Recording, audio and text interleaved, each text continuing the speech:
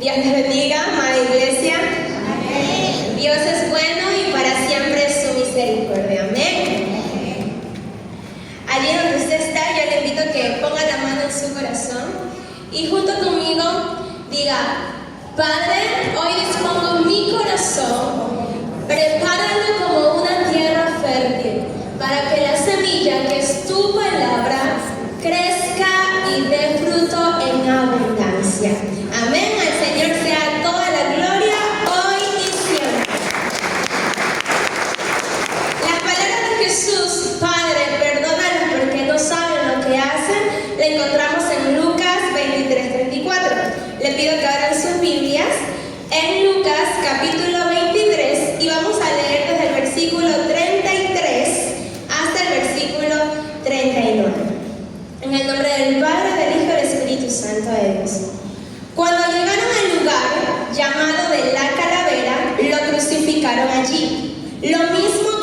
malhechores, uno a la derecha de Jesús y otro a su izquierda.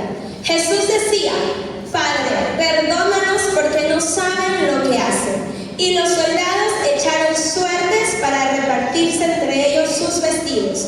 Mientras el pueblo observaba, los gobernantes se burlaban de él y decían: ya que salvó a otros, que se salve a sí mismo, si en verdad es el Cristo, el escogido de Dios. También los soldados se burlaban de él, hasta se acercaron y le ofrecieron vinagre, mientras decían: si eres el rey de los judíos, sálvate a ti mismo. Había sobre él un epígrafe que en letras griegas, latinas y hebreas decía: este es el rey de los judíos. Uno de los malhechores que estaban allí colgados lo insultaba y le decía: si tú eres el Cristo, sálvate a ti mismo y sálvanos a nosotros. Estas palabras que Jesús dijo fueron dichas en uno de los momentos más dolorosos de su vida. Mientras estaba en la cruz, Jesús veía una escena profundamente angustiante. Los soldados repartían su ropa, los líderes se burlaban, la multitud lo insultaba y hasta los criminales a su lado lo injuriaban. Y aún así, en medio de ese dolor, Jesús oró: Padre, perdónanos. Mientras yo preparaba esta corta enseñanza, yo me preguntaba a mí mismo: ¿será que puedo perdonar así como Jesús? ¿Será que de mi corazón puede salir una palabra así? Y hoy les invito a que ustedes también se lo pregunten. Pues exactamente esto es lo que Jesús nos enseñó: amar incluso a quienes nos hacen daño y demostrar este amor a través del perdón. Partiendo desde aquí, quiero desarrollar esta corta enseñanza en 3 puntos. Punto número 1: orar por otros en medio del dolor. Jesús, incluso en su agonía, no pensó en sí mismo, sino en el perdón de quienes le estaban crucificando. No buscó venganza, sino misericordia. Oró por los soldados, por la multitud, por aquel malhechor y por todos los que se burlaban de él.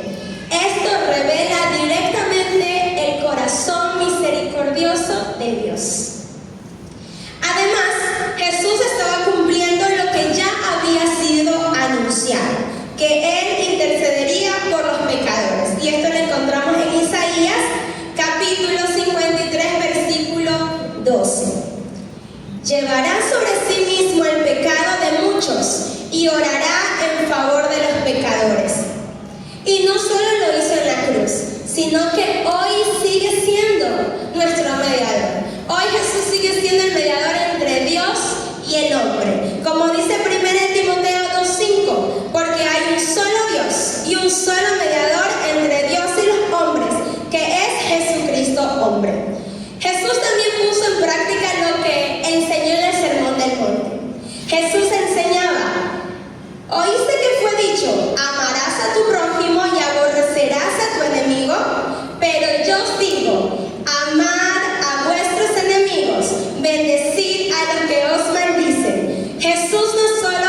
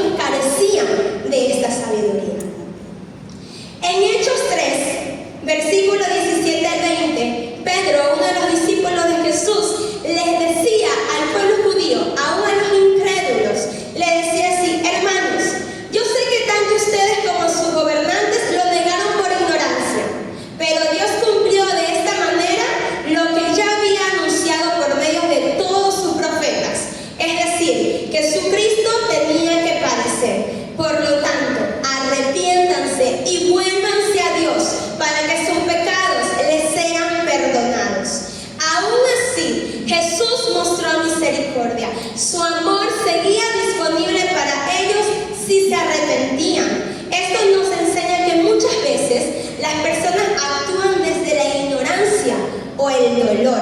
Y aún así, Dios nos llama a nosotros a perdonar. Y punto número 3 y último, un alcance trascendental, un alcance de salvación.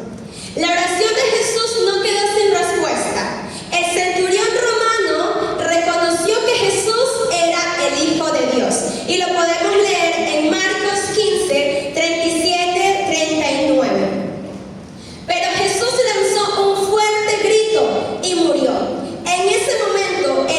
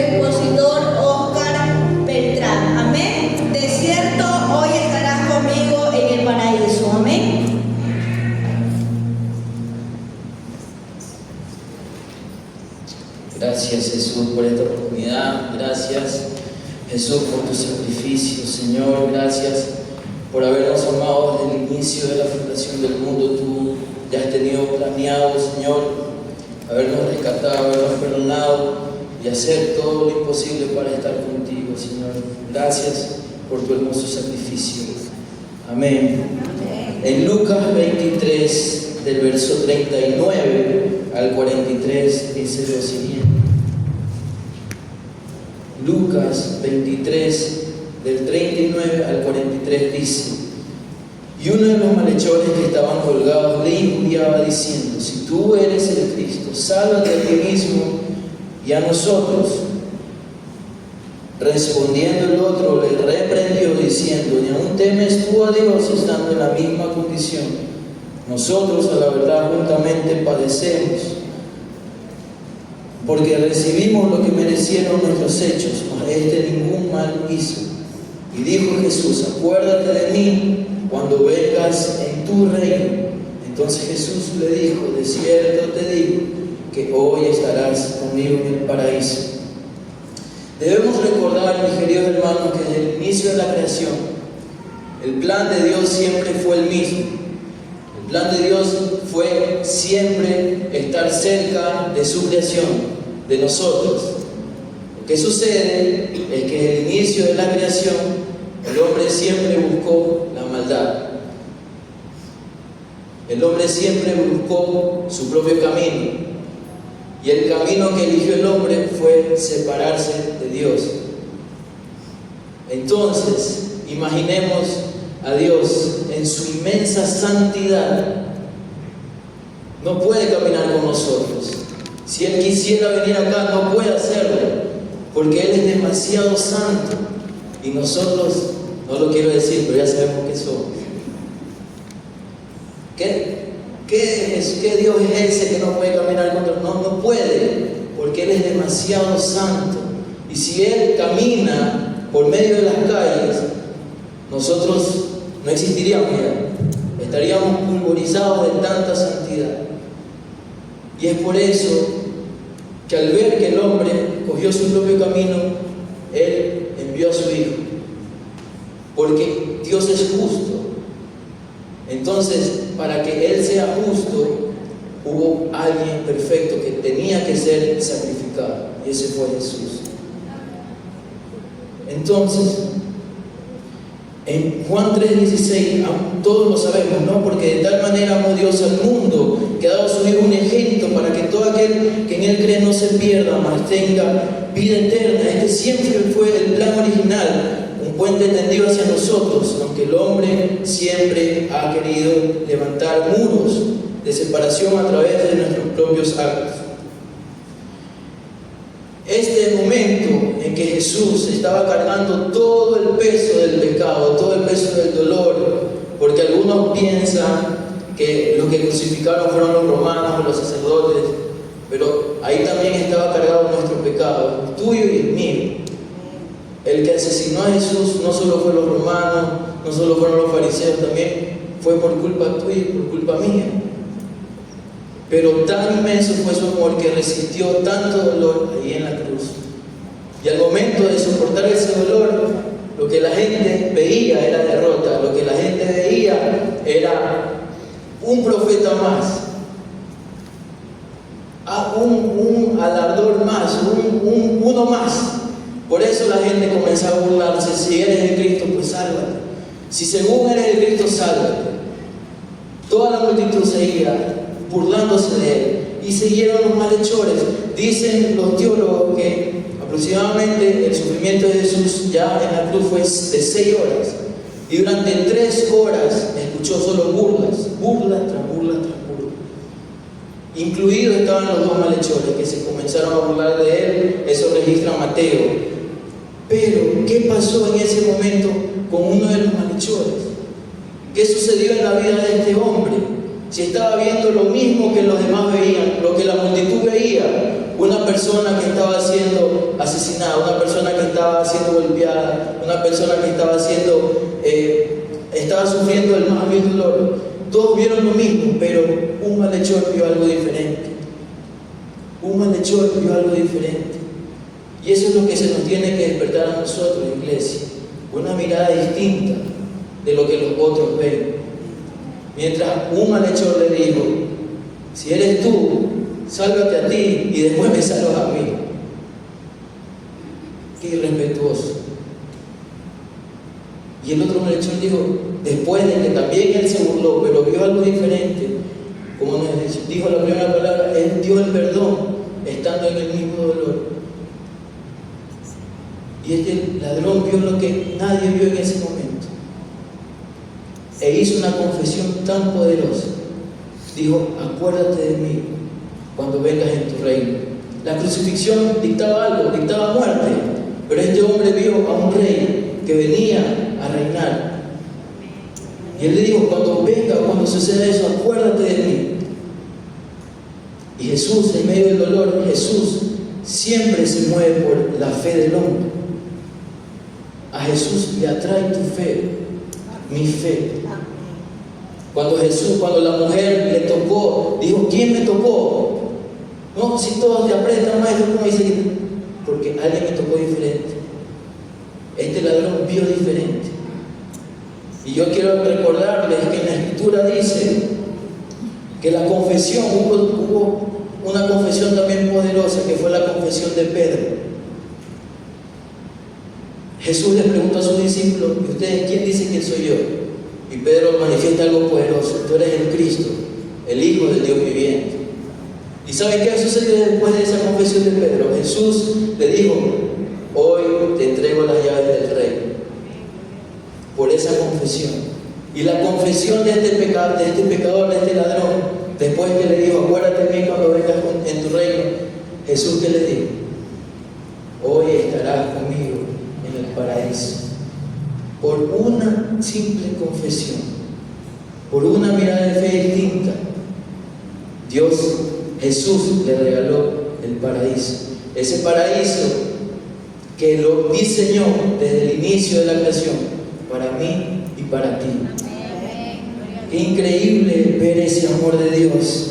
Qué increíble ver que si nosotros nos dejamos utilizar por el Padre, Jesús nos puede regalar cosas maravillosas. A Pedro, por dejarse utilizar por Dios, le regaló las llaves del reino, y a este hombre le regaló el paraíso. Le regaló el paraíso. Y es algo poderoso para terminar. La segunda palabra, todas las cosas que Jesús hizo no fue al azar. Y aquí en el pensamiento hebreo, el número 2 se representa con la letra B, que significa casa. Pero además de eso también simboliza el testimonio y la compañía. La ley hebrea exigía siempre a un testigo para validar la verdad.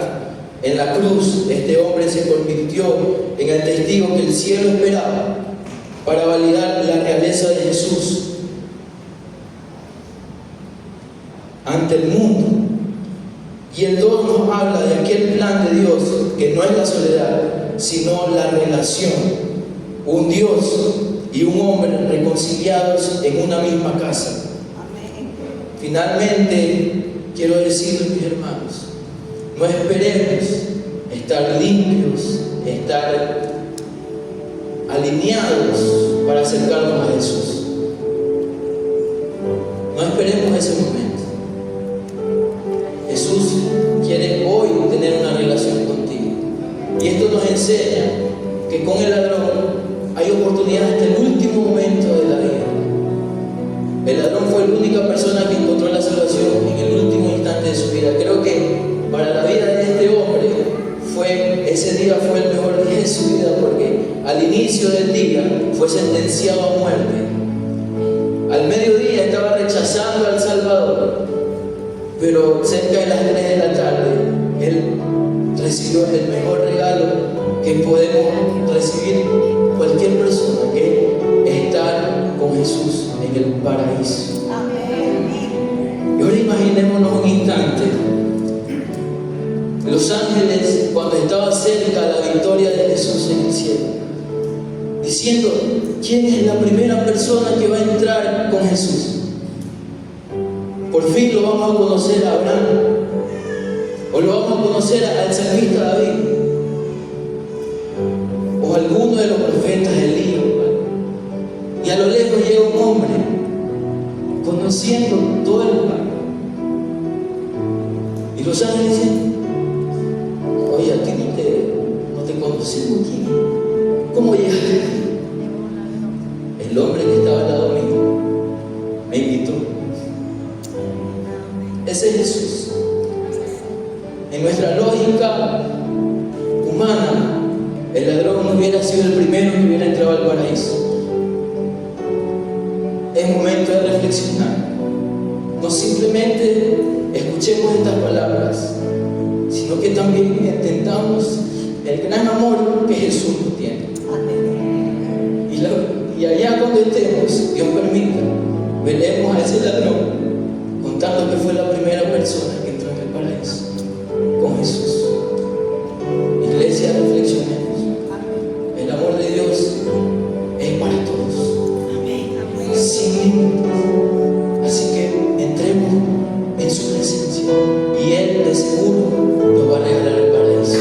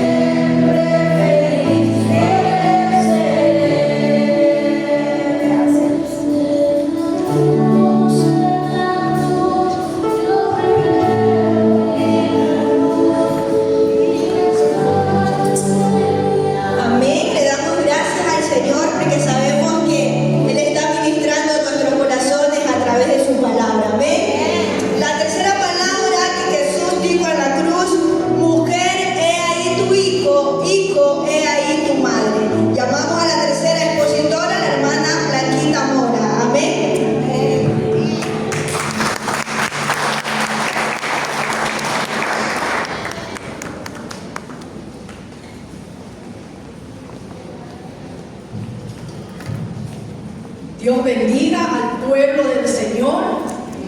En esta noche pues me ha tocado el privilegio de llevar la tercera palabra. Vamos a poner este tiempo rápidamente en las manos del Señor. Amado Dios y Padre Celestial, en el nombre de Jesucristo de Nazaret, te damos gracias, Señor, por esta noche. Oh Padre amado, que todo lo que aquí se exponga, Padre mío, en tu nombre sea, Señor, penetrando en cada vida y en cada corazón para la gloria de tu nombre. Te damos gracias, Padre, gracias, Hijo, gracias, Espíritu Santo de Dios. Amén y amén. Amén. Para esto vamos a abrir nuestras Biblias.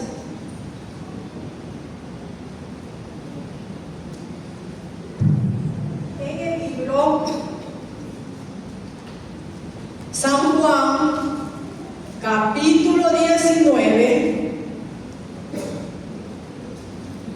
versículos 26 y 27, y leemos la palabra en el nombre del Padre, del Hijo y la comunión del Espíritu Santo. Y dice así: Cuando vio Jesús a su madre y al discípulo a quien él amaba, que estaba presente, dijo a su madre: mujer, he ahí tu hijo. Después dijo al discípulo: he aquí tu madre. Y desde aquella hora el discípulo la recibió en su casa. Estas palabras, mis amados hermanos, simbolizan el amor filial e incondicional de Jesús hacia la humanidad. Al decir: mujer, he ahí tu hijo, y al discípulo: he ahí tu madre, es un mandato de responsabilidad, de amarnos, cuidarnos unos a otros, especialmente en momentos de dolor, de tristeza, de angustia, de desamparo. Esta palabra que pronunció Jesús en la cruz nos enseña la creación y la continuidad de una nueva familia espiritual basada en el amor y la fe. Recuerden que su palabra dice que sin fe es imposible agradar a Dios. Y aquí se establece ese lazo de amor y de cuidado mutuo, o sea, los unos por los otros, reconociendo que lo que hacemos por los demás, por nuestro prójimo, lo hacemos como para el Señor. Amén. Somos hermanos en Cristo por su sangre, porque todos hemos sido limpiados por su sangre preciosa, con esa sangre maravillosa. Seamos pues esa familia unida por la fe y el amor al prójimo. En resumen, su inmenso amor es un regalo que nos dio, aún en ese momento de entrega y sacrificio, fomentando el amor, la compasión y la unidad entre nosotros. Es lo que Él quiere para su iglesia. Y la iglesia somos cada uno de nosotros. Y nos invita a ser esta nueva familia unida, que se esfuerza por satisfacer necesidades de los demás y mostrar ese amor y esa compasión tangible que la daríamos a nuestra familia, a nuestros parientes consanguíneos. ¿Saben una cosa? Que Él no fue vencido en la cruz. Él se entregó por amor a nosotros, por amor a cada uno de nosotros, aún sin merecerlo. Porque no somos merecedores de ese amor tan grande. Él dio su vida por nosotros, por esta humanidad. Su sacrificio en la cruz no fue el final, sino el comienzo de una salvación tan grande que tú y yo tenemos y debemos valorar y cuidar como un tesoro, mis amados hermanos. Que esta breve reflexión nos haga meditar en nuestros corazones, porque debemos de ponerla por obra. No ser solamente oidores de la palabra, llenarnos de la palabra, sino también ponerla por obra. Amén, mis amados hermanos. Dios me los bendiga. Amén.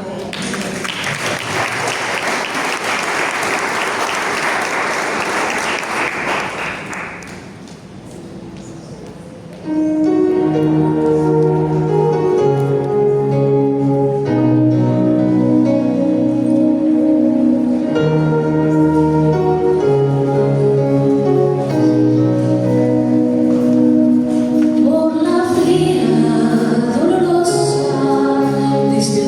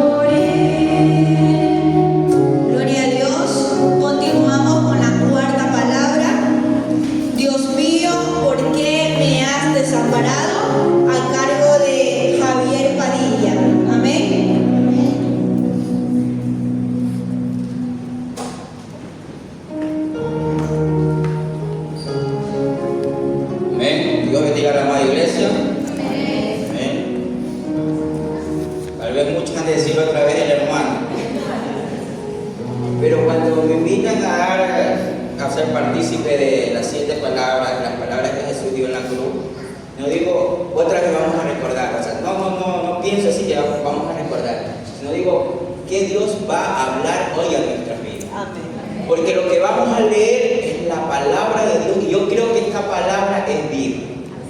Yo creo que hace un año atrás tuvimos estas exposiciones, pero yo creo que hoy Dios está hablando algo nuevo en nuestras vidas, porque esa es la palabra. La palabra es porque voy a recordar lo que pasó hace muchos tiempos atrás, sino que Dios quiere hablar hoy a mi vida, porque esta palabra es para vivirla, porque esta palabra es para hacerla parte de nosotros. Y yo creo que Dios tiene hoy algo nuevo para nuestras vidas. Dios quiere fortalecer nuestras vidas, Dios nos quiere fortalecer como personas, creyendo que así como tuvo cuidado aún estando al borde de la muerte, tuvo cuidado de las 3 fases del ser humano. ¿Por qué? Porque la primera palabra fue pidiendo perdón por aquellos que se burlaban y no conocían de él. La segunda palabra fue dándole la salvación a alguien que recién se arrepintió en ese momento y reconoció a Cristo. Y la tercera palabra es para los que ya conocían, para los que ya creían en él, que era su madre y su siervo, el más amado.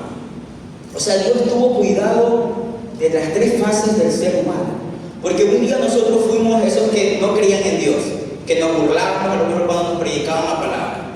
Yo era de los que le decía a los protestantes, a los protestantes. Yo era uno de los que me burlaba.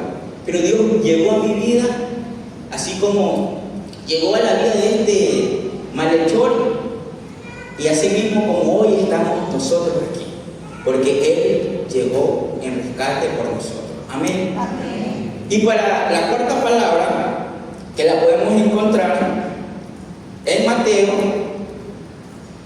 27:46. Amén.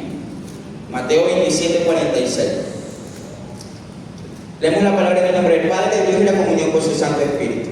Cerca de la hora novena, Jesús clamó a gran voz diciendo: Elí, Elí, lama sabactani. Esto es: Dios mío, ¿por qué me has desamparado?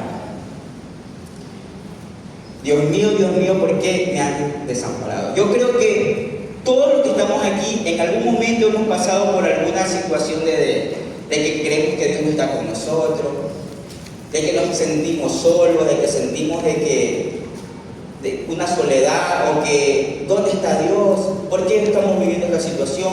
¿Por qué me pasa a mí? Pero hoy Dios nos va a enseñar por qué. Amén. Y más que por qué, yo digo ¿para qué? Dios mío, ¿por qué me has desamparado? La pregunta es: ¿qué estaba pasando realmente ahí? Yo la he dividido en 2 partes.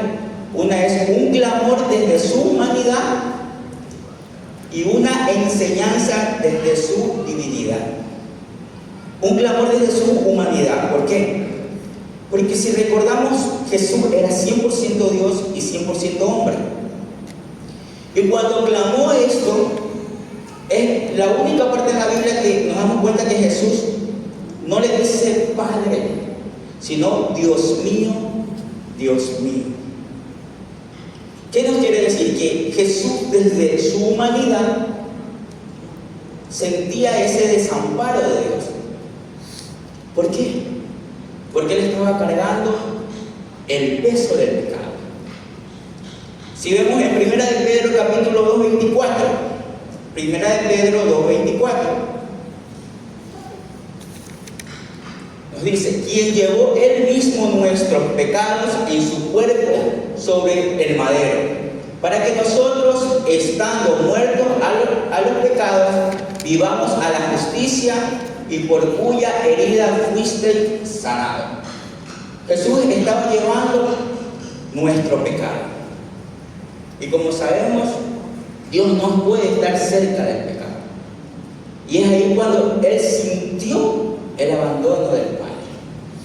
Cuando en su humanidad, como cuando nosotros sentimos ese abandono, o cuando el ser humano siente que Cristo, que Dios no está con él.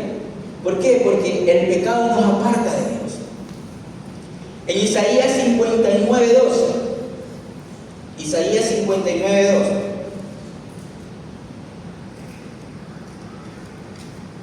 pero vuestras iniquidades han hecho división entre vosotros y vuestro Dios, y vuestros pecados han hecho ocultar de vosotros su rostro para no oír. Que nos dice que el pecado nos aleja de Dios. Y como en ese momento Cristo estaba llevando el pecado a la humanidad, Él sintió este desamparo. Pero, ¿qué Dios nos enseña en esta palabra? Una enseñanza desde su divinidad. Si recordamos, cuando decimos que Dios es 100% hombre y 100% Dios, cuando Jesús, no quiere decir que en ese momento Él dejó de ser Dios, porque sabemos que Jesús siempre decía que Él y el Padre uno solo. Era. Pero desde su humanidad se sintió desamparado, pero desde su divinidad Él estaba citando una parte de la palabra, que la podemos encontrar en Salmo 22:1. Salmo 22:1. Dios mío, ¿por qué me has desamparado? ¿Por qué estás tan lejos de mi salvación y de las palabras de mi clamor? Jesús estaba citando una parte de la Escritura. Jesús nos estaba enseñando algo. Este Salmos, si lo podemos analizar, por el tiempo no lo vamos a poder analizar todo, pero si lo analizamos, este Salmo habla de Jesucristo. Habla de lo que Jesucristo vivió en la cruz. Este Salmo empieza con sufrimiento, con abandono, pero termina con una gran victoria. Jesús sabía lo que iba a pasar. Jesús sabía lo que estaba sucediendo. Jesús, Dios, nunca perdió el control. Dice que a Él no lo mataron, sino que Él se entregó por amor a ti y a mí. Jesús sabía lo que estaba viviendo. Sabía lo que venía después de eso. Por eso Él sabía de este Salmo. Podemos ver en Salmo 22:16, más abajo. Dice, porque perros me han rodeado, me ha cercado cuadrilla del maligno, horaron mis manos y mis pies. Habla de la crucifixión. David, el que dijo este salmo fue David. David no había pasado una crucifixión. En el tiempo de David no era común la muerte por crucifixión, pero ya se hablaba del plan divino de Dios. Pero ya Jesús sabía de este salmo. Asimismo en el 18 también algo muy común, que el 22:18 dice, repartieron entre sí mis vestidos y sobre mi ropa echaron suerte. ¿Casualidad? No. Esto era un plan. Por amor a ti y por amor a mí. Todo está y está bajo el control de Dios.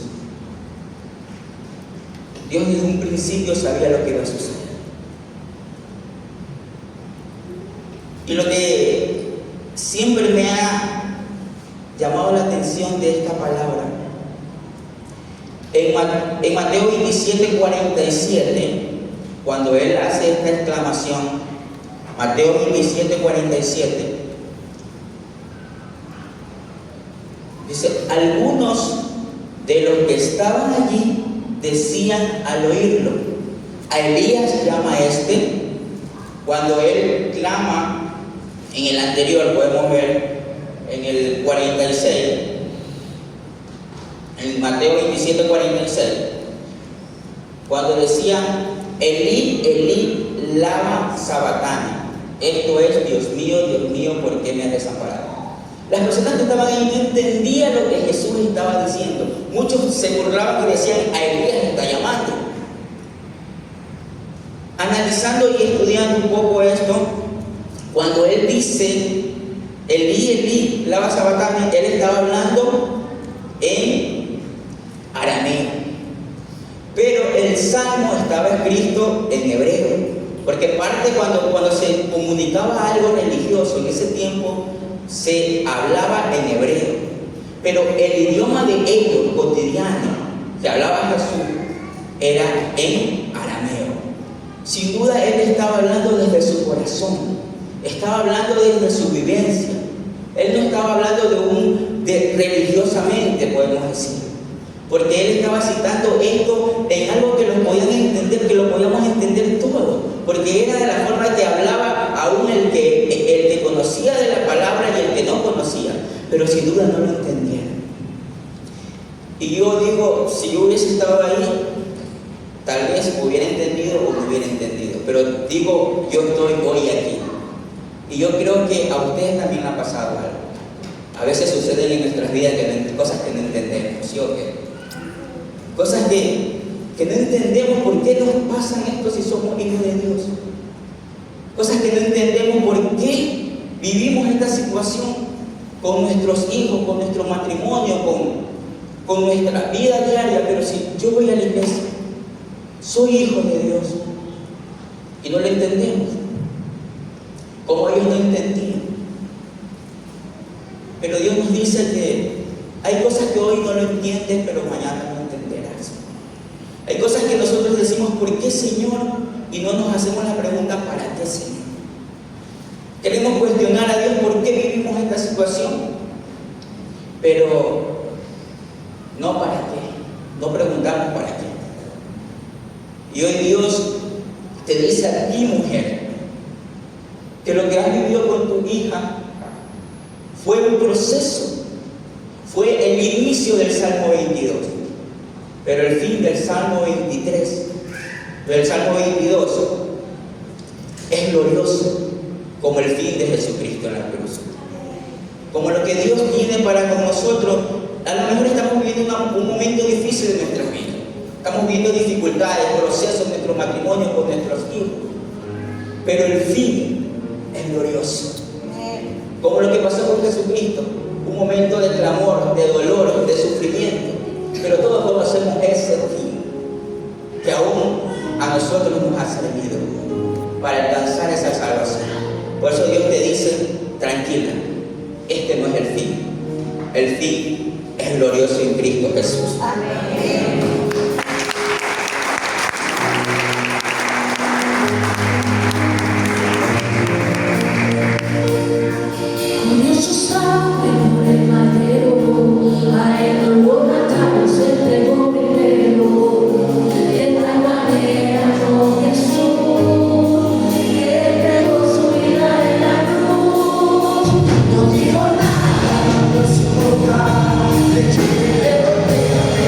Let's go.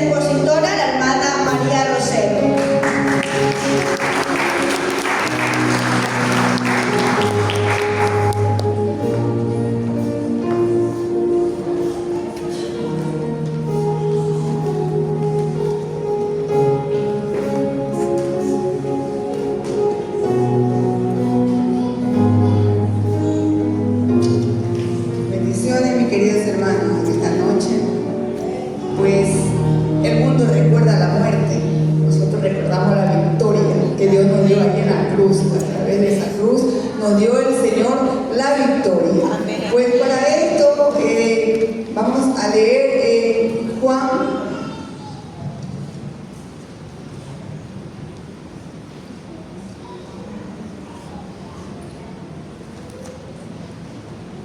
Sí. Juan 19:28, que dice así, es la quinta palabra que el Señor dijo ante la cruz. Dice: después de esto, sabiendo Jesús que ya todo estaba consumado, dijo para que la escritura se cumpliese: tengo sed. El Señor Jesucristo, siendo Dios, pero también era 100% hombre, nos enseñaba desde su humanidad, mostrando que sufrió dolor físico. Además, revelaba una sed espiritual por la salvación de las almas. Al decir tengo sed, se estaba cumpliendo una de las profecías. Cuando dice la palabra de Dios, ahí dice está para cumplirse las escrituras, porque esto ya estaba escrito. Ya estaba escrito. Y así tenemos nosotros, por ejemplo, el Salmo 69:21. Dice: me pusieron además hiel por comida, y en mi sed me dieron de beber vinagre. Ustedes saben que esto ya estaba escrito. Dice que el Señor, cuando Él clamaba por sed, tenía sed, clamaba por agua, Él le dieron vinagre. Usted sabe, ese trago amargo. Muchas veces también nosotros como humanos sentimos ese trago amargo cuando somos traicionados. El Señor fue traicionado por su propio pueblo, los judíos. Entonces Él clamaba por agua y le daban vinagre. Así hemos pasado nosotros momentos también de dificultad, que cuando nosotros estamos atravesando un momento difícil, para nosotros es un trago amargo que nosotros estamos recibiendo, ¿ya? Y tenemos decía que la sed también simboliza un profundo anhelo espiritual, una necesidad de Dios y la búsqueda de su verdad. Tenemos un deseo del alma, dice, por la plenitud divina. Tenemos el Salmo 42, desde el 1 y el 2. Dice así: como el ciervo brama por las corrientes de las aguas, así clama por ti, oh Dios, el alma mía. Nuestra alma clama a Dios, nuestra alma tiene sed de Dios. Por eso dice: como el ciervo brama por las corrientes de las aguas, así clama por ti, oh Dios, el alma mía. Mi alma tiene sed, decía el salmista David. Mi alma tiene sed del Dios vivo. Muchas veces nosotros, cuando atravesamos momentos de dificultad, momentos difíciles, a veces sentimos que tenemos esa necesidad de buscar, sentimos necesidad de que tenemos una sed, la sed de nuestra alma, y el único lugar donde podemos buscarlo es en el Señor Jesucristo, para que sacie esa sed que nosotros tenemos en nuestra alma. Así sentimos nosotros nuestra alma cuando está acongojada, nuestra alma cuando está entristecida, nuestra alma cuando está llena de dolor, se llena de sed, esa sed. Mi alma tiene sed, mi alma tiene sed, decía el salmista, el sed del Dios vivo. Asimismo, tenemos en el Salmo 63, mire, aquí se está cumpliendo la escritura, como dice, para cumplirse las escrituras. Salmo 63:1. Dios mío, eres tú, dice. De madrugada te buscaré. Mi alma tiene sed de ti, mi carne te anhela. Así es, mi alma tiene sed de ti. Nosotros en esos momentos difíciles, tiene sed del Señor lo buscamos de día y de noche, porque nuestra alma tiene sed del Señor, del Dios vivo, del Dios altísimo. Por eso te decía, hay un salmo donde dice el sacerdote canta: tengo hambre y sed de justicia, ¿no? Y dice, y solo existe un lugar, solo existe ese lugar, es el lugar santísimo, el lugar de Dios, el lugar de la presencia del Señor. Cuando nuestra alma tiene sed, nosotros buscamos del Señor. ¿Quién nos puede saciar esta sed que llevamos dentro de nuestra alma? Es solamente Dios. Y a veces nosotros sentimos en esos momentos que estamos angustiados, que estamos desesperados, que tenemos sed, nuestra alma tiene sed, una sed de justicia, una sed de que el Señor sacie esta dificultad que tenemos en nuestra vida.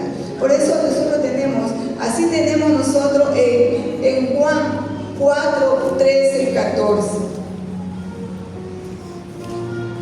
Juan 4, 13 y 14. Dice en Juan 4, 13 y 14.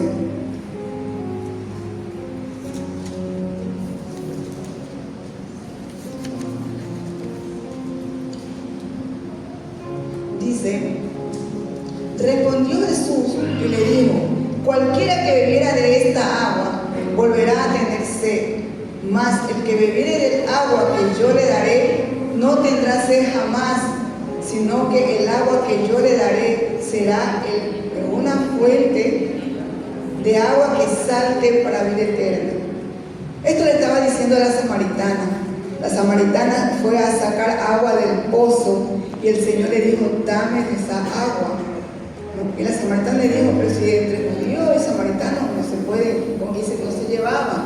Pero el Señor le estaba ofreciendo su agua, porque sabía que los samaritanos tenían necesidad de una salvación. Entonces, cuando el Señor le dijo, dame esa agua, el Señor le dijo, yo te daré del agua donde nunca más vas a tener sed, de esa agua que salta para vida eterna, de esa agua de vida, el agua de vida que solamente la encontramos en el Señor Jesucristo. Es por eso que el Señor nos ha llamado para dar de esa agua, para beber de su fuente, para beber de esa agua viva. Por eso dice en el Salmo 23, yo te llevaré a pasto fresco y a agua fresca, porque sabemos que día a día nosotros necesitamos de esa agua. Día a día, cuando nosotros pasamos momentos de dificultad, necesitamos que nuestra alma sea refrescada. Es por eso que nosotros buscamos la única fuente que nos da vida y vida en abundancia. Se llama Cristo Jesús. Por eso el Señor le dijo,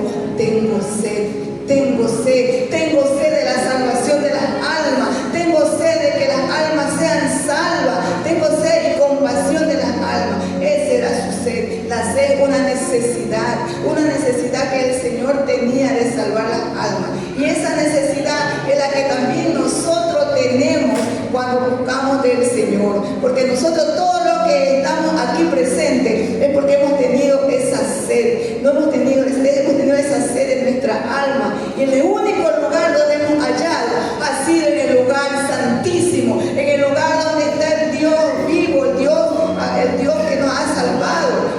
Ahí está nuestra fuente de agua viva, esa fuente que salta, dice, para vida eterna. La vida que nos da el Señor es una vida en abundancia, una vida eterna. Así que, mi hermano, esta ha sido la palabra de esta noche. Tengo sed, cuando dijo el Señor Jesucristo allí en la cruz del Calvario. Pero todo esto ya estaba escrito. Ahí le dieron miel, le dieron vinagre, porque esa es la traición. Por eso a veces nosotros sentimos esa sed. También a veces cuando nos traicionan, ¿no verdad? Sentimos como que nos están dando el vinagre, nos están dando esa hiel, pero allí está el Señor. Refresca tu alma, refresca nuestra vida. Entonces, aquí está, este lugar ha venido usted en el mejor lugar. Este es el lugar santísimo, este es el lugar donde está el Señor. Este lugar, el Señor Jesucristo, es la fuente de agua de vida, esa fuente que nos da para vida eterna. Gloria a Dios, bendito Dios.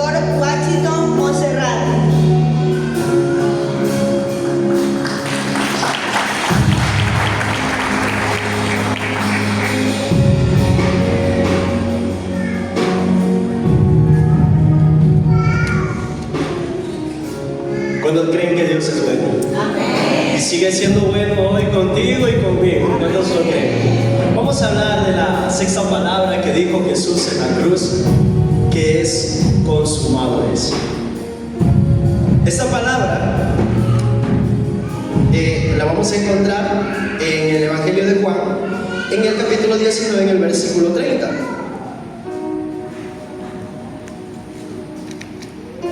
Amén. Cuando Jesús hubo tomado el vinagre, dijo: consumado es, y habiendo inclinado la cabeza, entregó el Espíritu. Esta palabra consumado es una palabra que encierra tanto, que encierra muchos aspectos. Pero hoy vamos a conocer qué es consumado. Tetelestai es una palabra griega que proviene del griego de teleo, que significa completar o llevar a cabo algo. Pero en el contexto bíblico, tetelestai significa que una tarea, una deuda o una misión fue completada con éxito, totalmente, que no queda nada por hacer, que todo ya está hecho, que no hay nada por añadir. Y esto fue lo que dijo Jesús: tetelestai, consumado es, todo está hecho. Esa palabra también era utilizada en varios aspectos o en varios ámbitos. Lo utilizaban en los negocios, en lo comercial, lo utilizaban también en lo judicial, y en el ámbito militar también era utilizado. En el ámbito de los negocios era para el acreedor la utilizaba para decirle al deudor que había terminado, que ya había cumplido con esa deuda, que esa deuda ya había sido pagada en su totalidad. Era como un sello en un documento que colocaban y le decía: tetelestai, tú cumpliste con tu deuda, pagaste tu deuda. En el ámbito judicial también lo utilizaban mucho los jueces cuando ya le daban libertad a una persona que había cumplido con su condena, que ya había cumplido su pena. ¿Sí? También le ponían un sello que decía: tetelestai, cumpliste, pagaste, eres libre. Y en el ámbito militar también lo utilizaban. Los soldados, cuando estaban en la guerra y habían tenido una victoria total sobre el enemigo, ellos decían tetelestai, afirmando que esa guerra había sido ganada. Esa frase, tetelestai o consumado es, que dijo Jesús en la cruz, fue para indicar que la obra de redención, el pago de los pecados y el cumplimiento de las profecías habían finalizado perfectamente. Y son esos tres aspectos que vamos a ver el día de hoy. El primer aspecto es la deuda pagada por los pecados. Jesús en la cruz se llevó todos los pecados. El peso del pecado cayó sobre él. El pecado que comenzó desde Adán, podemos decir el pecado que está ahora y el pecado que está por venir. Jesús ya pagó por cada uno de ellos. Él se llevó ese peso.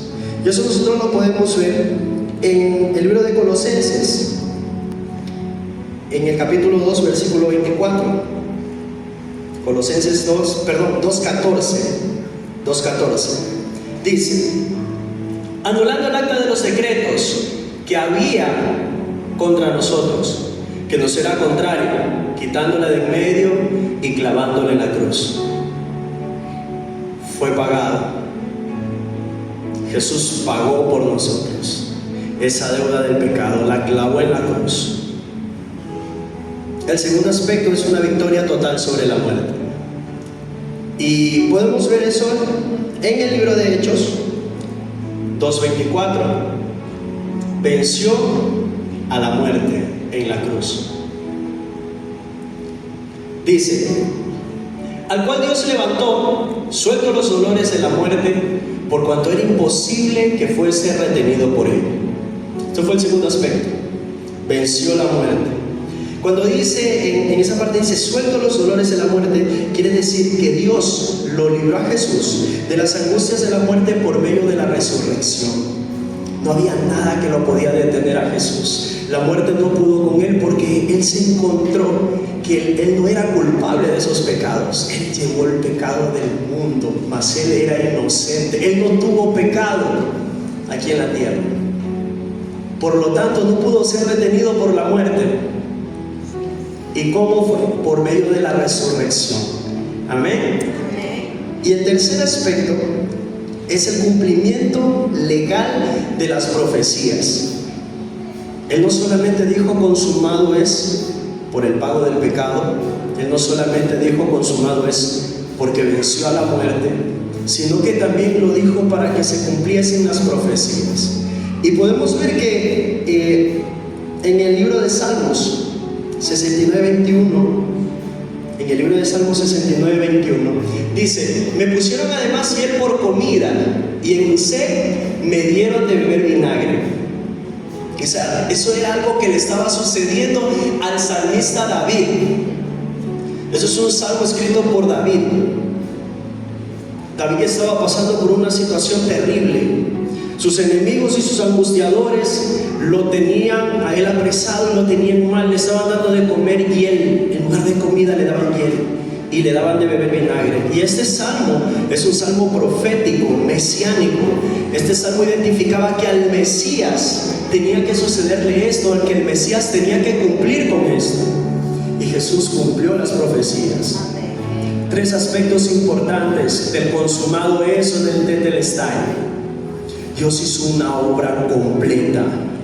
Él finalizó esa obra. Esta frase indica que ya no queda nada por hacer, ni nada por añadir.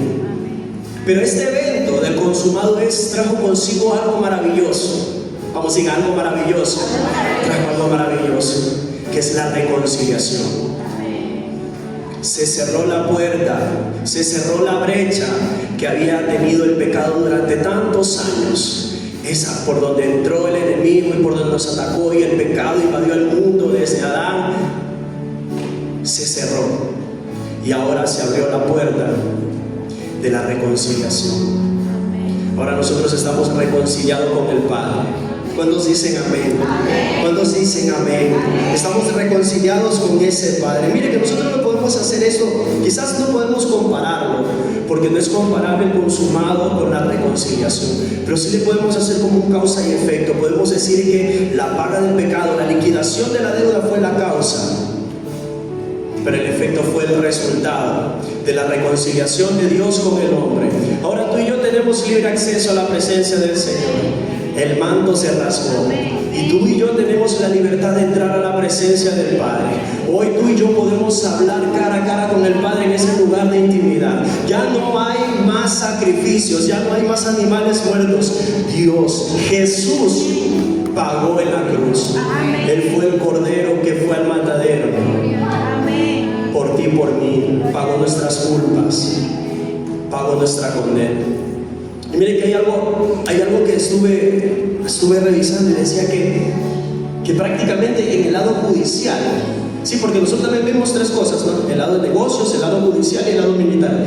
En el lado judicial no era válida la condena, no era válida, porque él no tenía pecados. Él no tenía pecados. Él prácticamente lo que hizo fue una expiación sustitutiva. Una expiación sustitutiva quiere decir que él pagó el pecado de otra persona, en este caso de la humanidad. Él no se merecía eso, pero sin embargo él se puso para que tú y yo podamos entrar en la presencia del Señor, para que la palabra se cumpliese y tú y yo tengamos el acceso al Padre. ¿Cuántos dicen amén? Amén. Y para terminar, 2 Corintios 5:19. 2 Corintios 5:19, que dice que Dios estaba en Cristo reconciliando consigo al mundo, no tomándole en cuenta los pecados a los hombres, y nos encargó a nosotros la palabra de reconciliación. Tú y yo estamos encargados de esta palabra, de brindar esta palabra de reconciliación.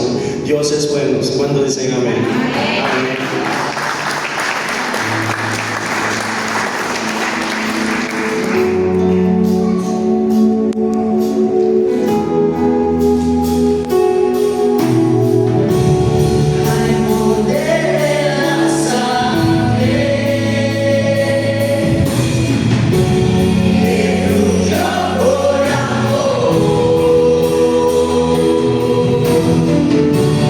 Hay poder en la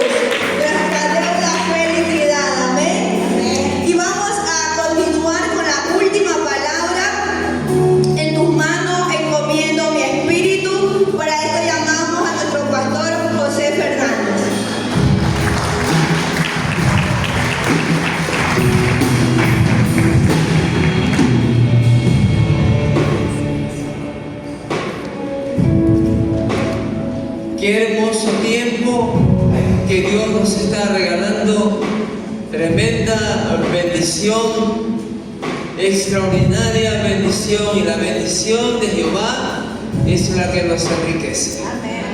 Verdaderamente, esto es una verdadera riqueza, el conocer más de Él. Amén, amados. Desde el estar ha sido terminada la obra con excelencia. No hay nada más que hacer. Ha sido terminada la obra con éxito. Es extraordinario. ¿Cuántos lo pueden entender así? Él pagó todo. Aleluya. A pesar de todo el dolor, a pesar de todo el sufrimiento, de toda la agonía y de todas las burlas y de toda la blasfemia y de todo lo que hoy usted ha escuchado acerca de la crucifixión de Jesús, podemos ver una obra terminada, extraordinaria, una obra completa, sin hacer nada nosotros. Amén, amados. Y la palabra del Señor nos dice a nosotros en Lucas 23:46, la séptima palabra. Después de haber terminado una obra extraordinaria donde todo ha sido pagado y ha sido terminada con excelencia, a pesar de todos los dolores y los sufrimientos,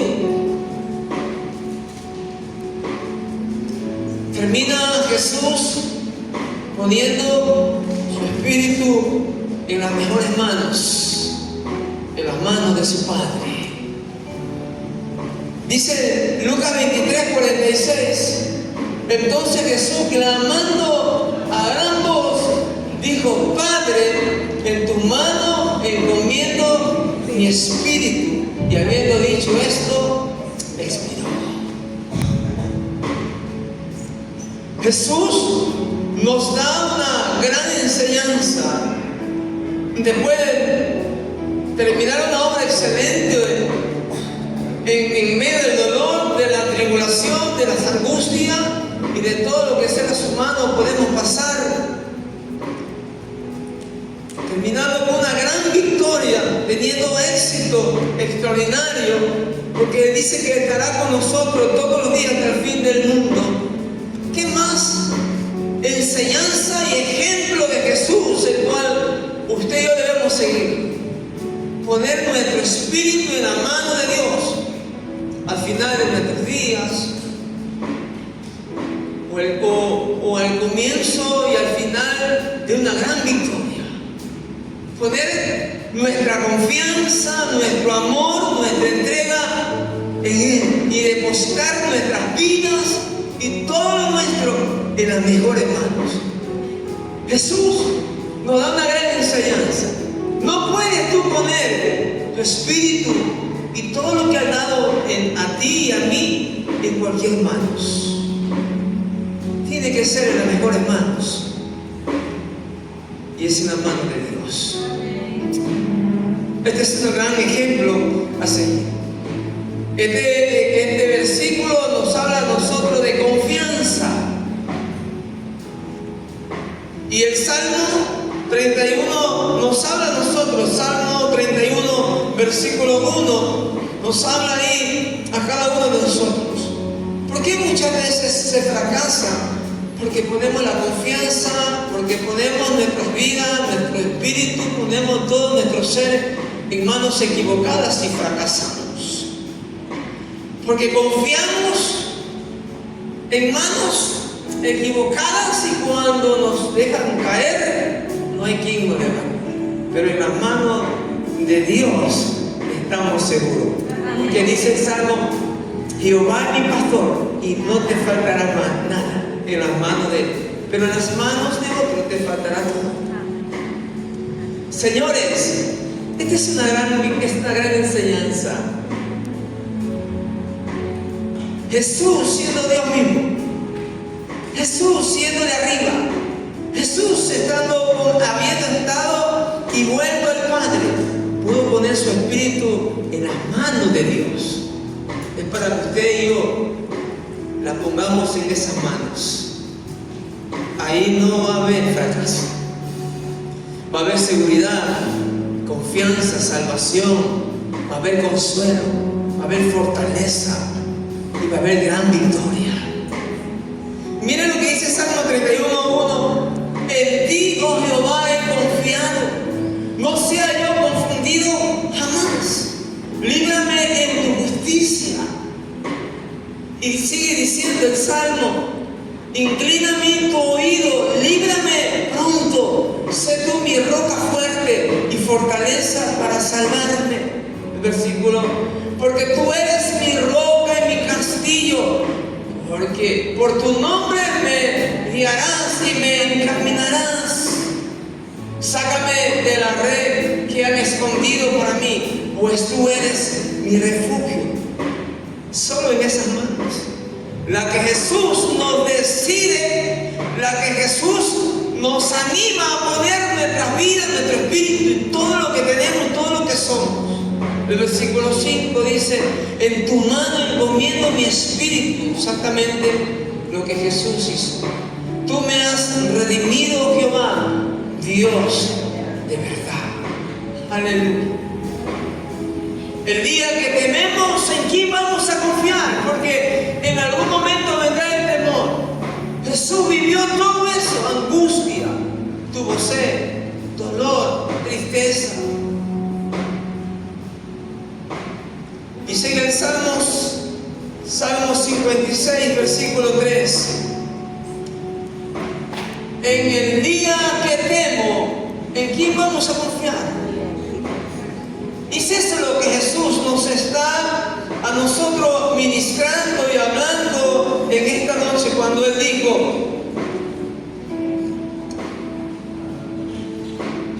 clamando a gran voz, dijo: Padre, en tu mano encomiendo mi espíritu. Y habiendo dicho esto, expiró. El día que tememos, ¿dónde vas a depositar tu vida? ¿En qué mano vas a poner tu vida? ¿Dónde vas a poner tu mirada? ¿Dónde vas a poner tu confianza? En aquel que te da las fuerzas nuevas, en aquel que te va a sanar por completo, en aquel que te va a salvar, en aquel que te va a animar, en aquel que nuevamente te pondrá a la diestra de Dios Padre. El día que temo, en Jehová confío. Mucha gente, muchas veces nos podemos preguntar: ¿qué fue lo que mató a Jesús? ¿Qué fue lo que hizo que Jesús muriera? ¿Qué fue lo que Jesús hizo que muriera? Quizás fue el pueblo, el maltrato del pueblo, quizás fue los clavos, quizás fue la angustia mismo que vivió teniendo sed, el dolor que tenía, quizás la lanza que traspasó a aquel romano, quizás fue eso lo que mató a Jesús, le provocó la muerte a Jesús. El libro de Juan, capítulo 10, versículo 17, que nada de eso fue. Juan 10, 17 dice así: por eso me ama el Padre, porque yo pongo mi vida para volverla a tomar.